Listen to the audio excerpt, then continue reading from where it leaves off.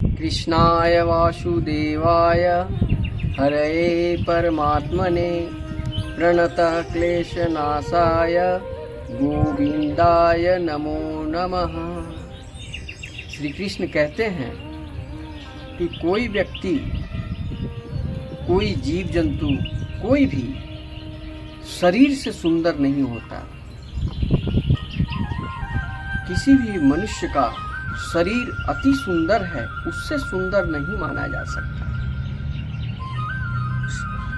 मन की सुंदरता, उसकी व्यवहार की सुंदरता, वाणी की सुंदरता, चरित्र की सुंदरता होनी आवश्यक है। और भक्ति मार्ग में और भगवत गीता में कर्म पर विशेष ध्यान दिया गया है। कर्म प्रधान विश्व करी राखा, जो जस करहि तस फल चाखा। यानी कर्म पर विशेष बल दिया गया है। और भगवत गीता का सबसे फेमस श्लोक में भी ये कहा गया है कि कर्मण्येवाधिता रस्ते माँ फले सुखदाचना। कर्म किए जाओ, फल की इच्छा मत करो।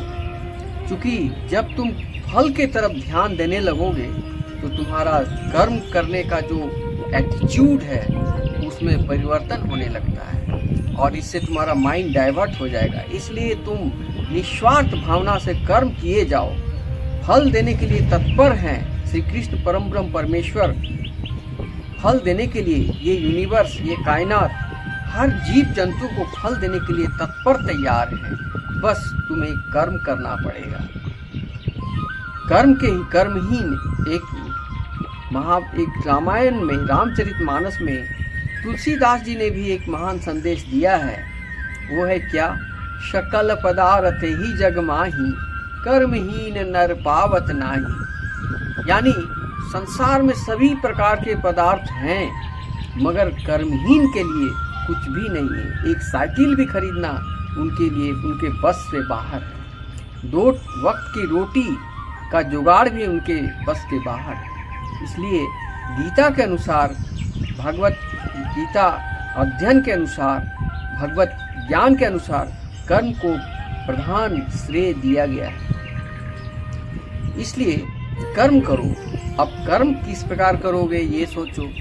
कर्म भी 2 प्रकार के होते हैं, एक सकर्म, एक अकर्म।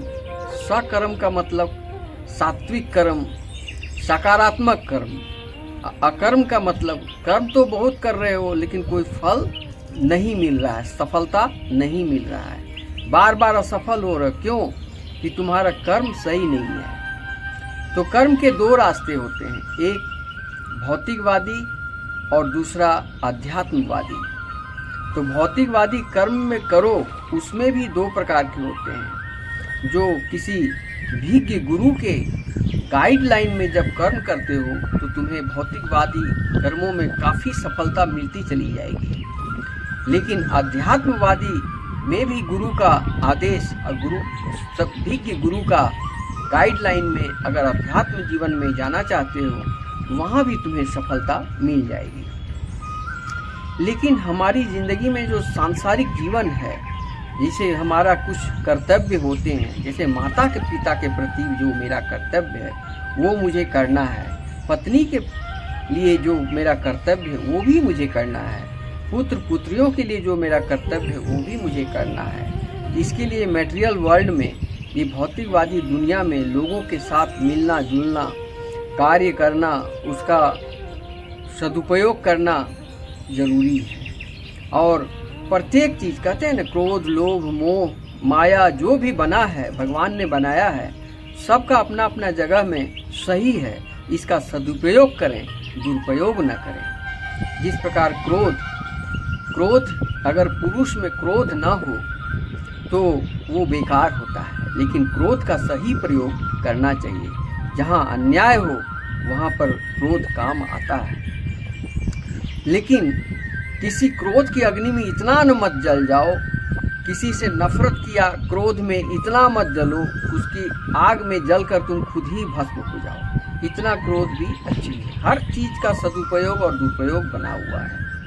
तो इसलिए सदुपयोग करो और अपना भौतिकवादी दुनिया में तन मन से सब कार्य करते रहो। लेकिन इस आत्मा और शरीर, ये दो, आत्मा अमर है और ये शरीर नाशवान है। इसलिए 5 तत्व से बना ये अधम शरीरा, इस शरीर को ये पर गर्व मत करो। और ये शरीर कभी भी तुम्हें धोखा देकर जा सकती है, कभी भी ये एक पल में जा सकती है। और जो झूठी माया भ्रम में जो पड़े हुए हो, जिन चीज़ों के लिए बरसों से प्रयत्न कर रहे हो, बरसों से लगे हुए हो, पाने की इच्छा और खोने का गम, पाने की खुशी, खोने का गम में जो दिन रात डूबे हुए हो, ये भ्रम है। इससे निकलो, इससे बाहर आ जाओ। भक्ति मार्ग में जो भगवत ग्रंथ में जो लिखा है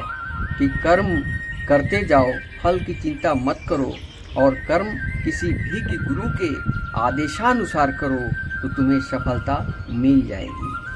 और इसके लिए 3 बात याद रखना, वो है आत्मबल, धैर्य और चरित्र को मजबूती से पकड़ो, और ईर्ष्या, क्रोध, घृणा को मजबूती से त्याग करो।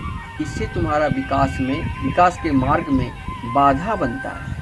और तीसरा 3 पॉइंट जो है वो किसी से शेयर मत करो। वो क्या? अपनी कमजोरी, मन की व्यथा और किया गया अपमान।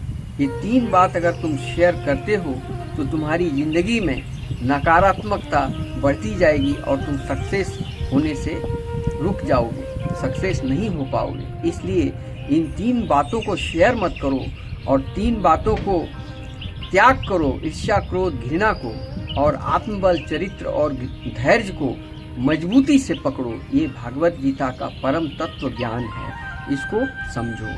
भागवत गीता में सबसे महत्वपूर्ण बात पर ध्यान दिया गया है, वो है mind control. How to control your mind. मन को नियंत्रण करो। अगर मन तुम्हारा बस में है तब तो ये मित्र है, और मन तुम्हारा बस में नहीं है, मन तुम्हारे नियंत्रण में नहीं है, तब ये तुम्हारा प्रत्येक सफलता के पीछे एक महान शत्रु के रूप में खड़ा है। तुम हर एक जगह तुम हार जाओगे और कहीं तुम्हें सफलता नहीं मिलेगी। मन का काम है नीचे तरफ जाना, और मन बड़ा पापी और बड़ा बदमाश है। ये कभी सात्विक पथ में जाने का अग्रसर नहीं होगा। बस इसके लिए तुमको भागवत कथा का ज्ञान के अनुसार मन को नियंत्रण करना है, मन को एकाग्रचित करना है और मन को शांत रखना है। और इस भीड़ भाड़ की दुनिया से, जो भौतिकवादी सेल्फिश लोगों से जितना दूर रहोगे, सिर्फ काम से काम रखो, अपने मतलब से काम रखो। जहाँ तक जितनी आवश्यकता है, जितनी धन की ज़रूरत है, उतना ही कमाने की फिराक में रहो। बाकी समय को एकाग्रचित होकर ब्रह्म परमेश्वर की तरफ ध्यान दो और भगवान का हरिनाम संकीर्तन करो। कलयुग में यज्ञ, हवन, पूजा पाठ से जब बड़ा महत्व हरिनाम संकीर्तन को दिया गया है। जो एको घड़ी आधो में पुण्याद, अगर तुम हरिनाम संकीर्तन करते हो तो तुम्हें कोई रोक नहीं सकता है, तुम्हें सफलता मिल जाएगी। इसके लिए तुम्हें 3 बात पर ध्यान देना है। पहला, अपने माता पिता जिन्होंने तुम्हें जन्म दिया है उनको अपमान मत करो। अगर तुम्हारे माता पिता बलहीन, धनहीन, शरीर से कमज़ोर, बीमार हैं, ऐसी स्थिति में उनकी सेवा करना तुम्हें भाग्य चमकाने जैसा होगा।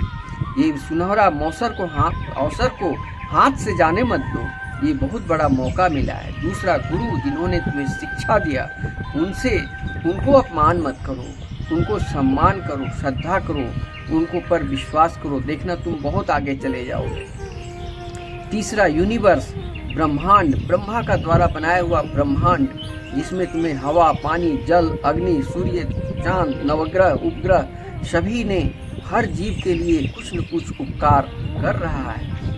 कभी कभी अनिष्ट भी करता है, कभी कभी अच्छा भी करता है, लेकिन अधिकतर वो तुम्हारा भलाई में लगे हुए हैं। और जिस प्रकार हवा, पानी, सूर्य का प्रकाश ऊंच नीच नहीं देखता, अमीर गरीब नहीं देखता, धर्मात्मा पापी नहीं देखता, सबको समभाव से देखता है, ठीक उससे सीखो। तुम भी प्रत्येक जीव जंतुओं को, प्रत्येक वस्तुओं को, प्रत्येक मानव को सम भाव देखो, कोई ऊंच नहीं कोई नीच नहीं। जो जैसा कर्म करता है उसका प्रारब्ध वैसा ही बनता है और उसके अनुसार उसका पुनर्जन्म होता है और उसको मुक्ति भी मिलता है। अगर भगवत प्राप्ति में अगर हरिनाम संकीर्तन करके उसे मुक्ति मिलती है, जिस प्रकार रामचरितमानस से भक्ति और भगवत गीता से मुक्ति का संदेश दिया गया है, तो अगर वो अपना कर्म के अनुसार उसको मुक्ति मिल पाता है। ये भगवत गीता का परम तत्व है। इस परम तत्व को पढ़ो। भगवत गीता एक महान ग्रंथ है। ये इसमें न कोई गुठली है, न छिलके हैं, न वेस्ट करने वाला कोई पदार्थ है। ये सरासर एक अमृत है। एक चम्मच अमृत अपने हृदय में लेते ही तुम्हारे मन के अंदर जो अहंकार है, अंधकार है और अज्ञानता है, वो पल भर में नष्ट हो जाएंगे और तुम्हें भक्ति मार्ग में जाने से कोई नहीं रोक सकता। आइए हम सब मिलकर भगवान के शरण में जाएं और हरिनाम संकीर्तन करें। एक बार बोले, हरे कृष्ण कृष्ण कृष्ण हरे हरे, हरे राम राम राम हरे हरे।